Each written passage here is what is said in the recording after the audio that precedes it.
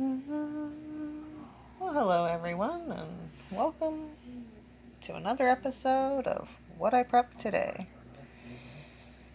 Sam's Club, if you're a member, you know they have instant savings periodically. Some months they don't offer them. I haven't really figured out their sales schedule, but I order their items when they're on sale. And what I love about them is it keeps me out of the store. And that way I store things in my cart online and then they ship it free. I didn't have to go to the store. I didn't use my gas. I didn't have to lift anything. And it keeps me from buying things that I don't need and don't want.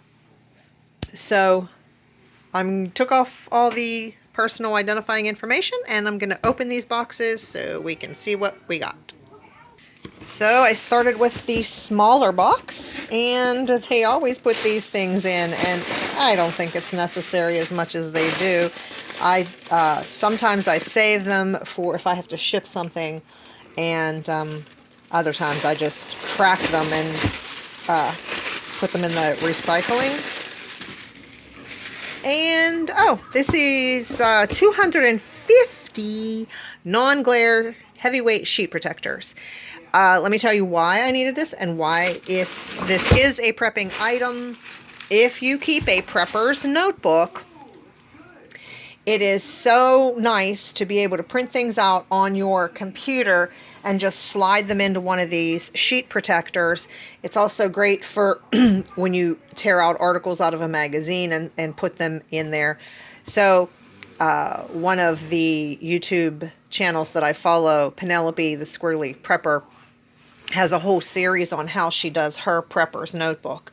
And I love watching those because they inspire me, and they have inspired me to get back to working on my prepper's notebook, which I recently did a video on some of the subjects I'm going to cover in mine, and I'm actually getting it more organized now. So I priced these on Walmart and Sam's Club, and they were definitely a heck of a lot cheaper at Sam's Club than even Amazon or Walmart. Let's open the other box. Alrighty, and here's the second box. My grandson's coming tomorrow. Maybe I'll save these for him to bust. He likes to bust them. Let's see. Okay, we have Bounce, so this is an everyday prep stock up, I suppose. But this was on sale for $7 for the 320 sheets. And we pay $5 for a box of 160 sheets when we buy them at Walmart. So this was an extremely good deal, and that there's 320 in there. Given that we already have two smaller boxes, this really should last us almost a year. So that's good. Another thing that dryer sheets are good for, if you're okay with using them outside, which I am because I'm not spraying my food with them, but someone who has a fruit orchard actually told me his grandfather has always put dryer sheets in. Now keep in mind that this man was young enough to be my son, so his grandfather would just be like my parents' age. So yeah, they had dryer sheets back then. But he hangs these in the trees, and he swears by it that it keeps away some of the critters that are attracted by smell to eat your fruit, like the little fruit flies and bugs. So other people I know actually use these. They put one of those in their pocket to keep mosquitoes away. So that's just something you can try for the summer or for your gardening or fruit trees. Okay, the next thing we've got in here would be the Blue Diamond almond flour, and it also was priced low, and we don't use white flour anymore. We use almond flour or coconut flour. We like the taste of almond flour a lot better, and we like this because of the zero carbs or zero net carbs or the extremely lower carbs, and that it's gluten-free.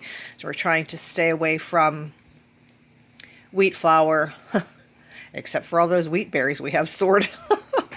It's crazy. Like, if you change your method of eating and you already have a lot of things stored, does that mean you get rid of them and start storing other things? I say no, because in a SHTF scenario, I don't think I'll be saying, well, that's not keto, so I'm not eating it. I'll be saying, give me the food. So let's see what else we got here. Alrighty, we've got Hidden Valley Ranch. We have 4 bottles, and those are the larger bottles. I'll take this one. Maybe I won't. There we go. And we'll use this one first since it's got a dent. But I have to rotate this because as I was checking my storage the other day, I saw that I have 2 bottles left in storage, and I thought it was totally out. I store Hidden Valley Ranch. I don't like to keep more than maybe 6 bottles because I don't know how much we'll use or how often we'll be using it. But we do use a lot of ranch. So this was $7.50 for the 2 40-ounce bottles. So I think I'm going to try to freeze dry some of this. I have yet to do a condiment freeze drying test. So I think I'm going to grab some condiments and see how they freeze dry. I can either do that, or actually there are some good videos on YouTube where if I want to know if something freeze dries well, I'll just go ahead and search a video. Or like I mentioned before, there are quite a few Facebook groups where you can just go say, hey, can I do Hidden Valley Ranch dressing in my freeze dryer? And they may say no, but this brand freeze dries very well. So some of those groups really come in handy to save you mistakes. And the last thing in this little box here are these fried pork rinds. These are definitely a keto snack, but we also mainly use these for dog treats because the dogs love them, and they're fried pork rinds. I think baked would probably be healthier, but compared to some of the other snacks or treats that people give their dogs, I'm going to go with the just a few ingredients. So, and they get probably 1 or 2. The max they get in a day is probably 4 small ones. And that's it. That's what was in this box of what I prepped today. So let me show you what else I'm working on today. Now, I already showed you the Hoosier Hill Farm milk that I have, and when I did my butter video, I showed you how I was making my own chart because they have very limited instructions. Like on the Hoosier Hill Farm whole milk, their instructions give you, these are the only ones. You take a cup and a half of powder, mix it with 40 ounces of water. Well, they say a quart and a quarter, 1 1/4 quarts, and then add 40 gallons of, no, how's that go? Sorry. Yeah, this is the water. Yeah, you see that. You can read the chart. So what I like to do is, since that's not enough, I may not always want to make 1/3 of a gallon of water. I might want to make 1 gallon. And I figure that'll probably be the max that I would want to make in my case. So that's the maximum one that I'll do. So I took the time and figured out what those are, you know, whether it's how much it is in ounces and tablespoons, multiplied it by 3 to get the 1 gallon amount.